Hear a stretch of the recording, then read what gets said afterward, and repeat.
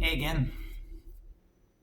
So, this Sunday is the second Sunday of Easter. And the readings for the day are the story of doubting Thomas.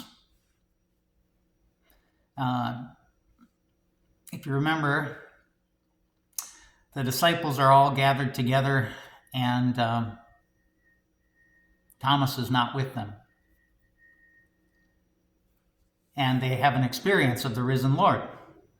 And so when Thomas is with them, when he comes back, he doesn't believe it.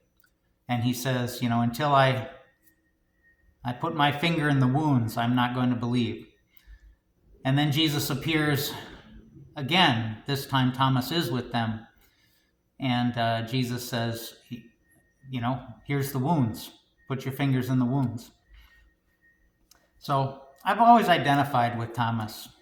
I like Thomas. For one,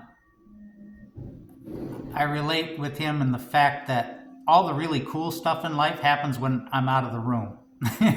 just like with him, when the Packers score a touchdown, it's when I go to the bathroom. That's, all the cool stuff in life happens when I leave the room.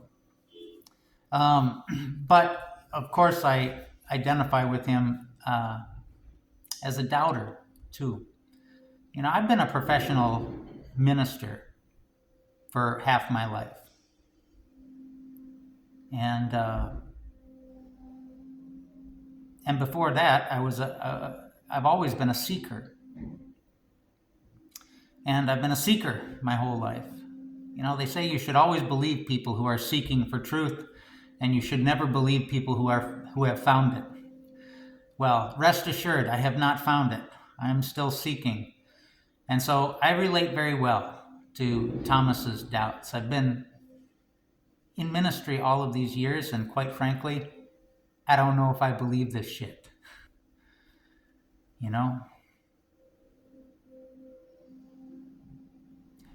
It's particularly hard to believe when you are suffering.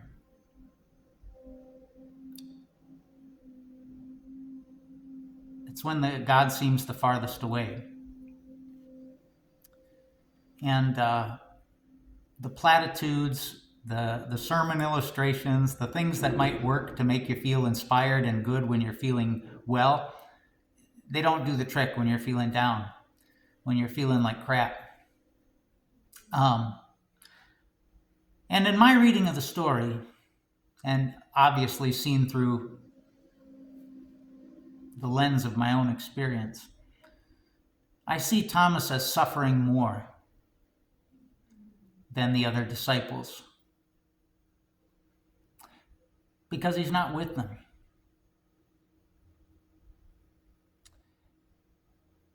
They've just experienced Jesus being killed, and they are frightened that they are next. And so they are all huddled together in secret, relying on one another for support, for courage, for inspiration, for hope. And Thomas is not with them. Thomas is at a different place. Maybe Thomas is at the point of despair, apathy. He's wandering off on his own in hostile territory, outside of the protection and the support of the community that has become his life, because he doesn't care. He doesn't care what happens to him. He doesn't care, period.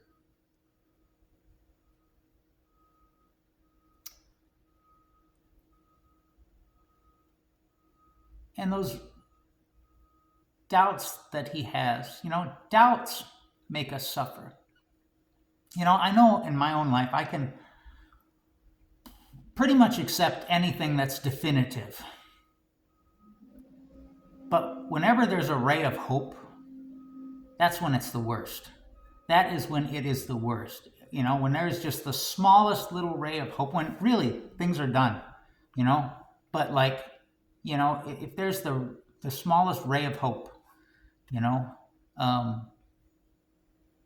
And I see it all the time at the nursing home, people who,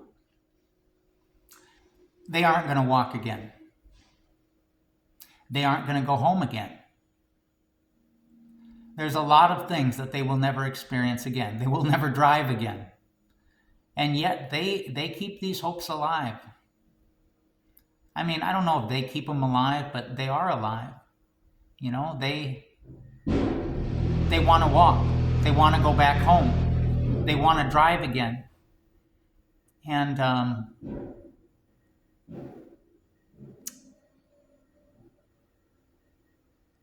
that hope is a double-edged sword. It encourages them, and it also is a source of their pain because they're setting themselves up for disappointment.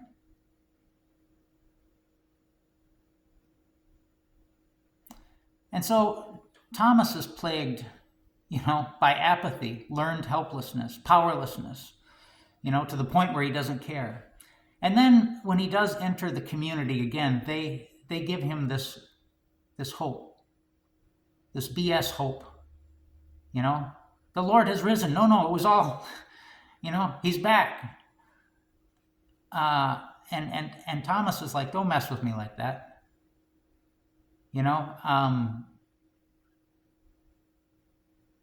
Don't mess with me like that. And he says, I can't go there until I see the wounds, until I put my finger in the wounds. I will not believe. I can't believe. So here's the interesting thing, is that when Jesus appears to his disciples, they don't recognize his physical form. None of them recognize the physical form. He always appears differently. Mary Magdalene didn't recognize him at the tomb. The disciples on the road to the Emmaus didn't recognize him. The disciples who were out fishing and he appeared on the shore, they didn't recognize him, until he did something that was trademark Jesus. Until he broke bread with them, until he explained the word to them. They were able to see the essence then of Jesus, not the physical form, but they were able to see, that the spirit of Jesus was alive, and for the disciples that was different. For some people, they recognized him in the breaking of the bread. For some people, they recognized him, in the catch of fish, the abundant life, that they could see he was bringing them. But for hurting Thomas, what's the definitive proof? He says, I want to see some wounds, man. I want to see some hurt. Not scars, wounds, open wounds, unhealed wounds.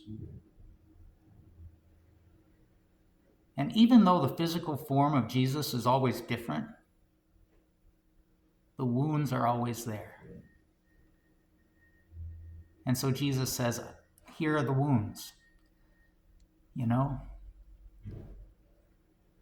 My suffering becomes a point of connection with your suffering.